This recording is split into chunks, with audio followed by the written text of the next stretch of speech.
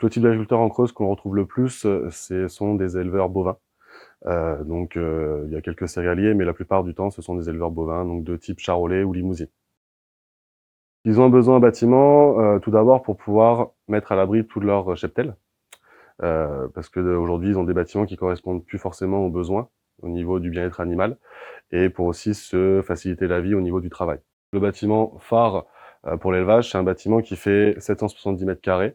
Donc on a 16,40 m d'air paillé, donc qui correspond au bien-être animal pour pouvoir avoir à peu près 12 mètres carrés d'air paillé par vache et par veau, donc qui correspond aux normes environnementales pour le besoin animal.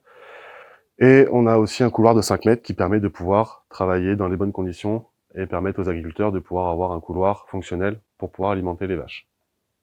Les avantages de ce produit, c'est d'avoir d'une part une aire paillée qui est assez élevée. Donc c'est-à-dire qu'on est, comme je disais tout à l'heure, à 12 mètres carrés par vache et par veau.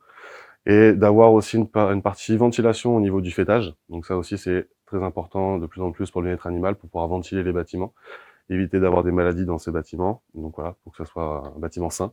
Et l'autre partie, c'est le couloir de 5 mètres qui permet avec les machines d'aujourd'hui qui sont de plus en plus grosses, d'avoir de la place et que l'agriculteur travaille dans de bonnes conditions pour pouvoir alimenter.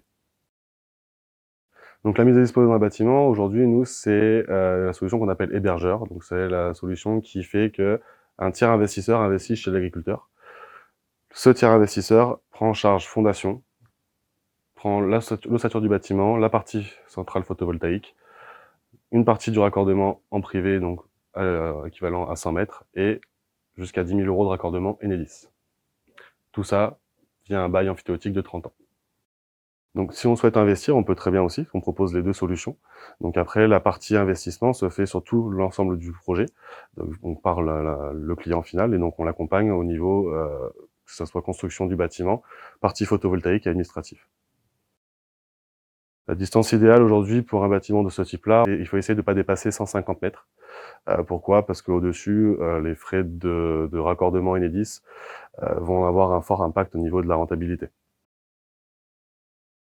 Ce qui touche chez les clients aujourd'hui, c'est le côté humain. J'ai en tête une personne dans le Puy-de-Dôme qui, à 40 ans, a complètement changé de métier et s'est lancé dans l'agricole.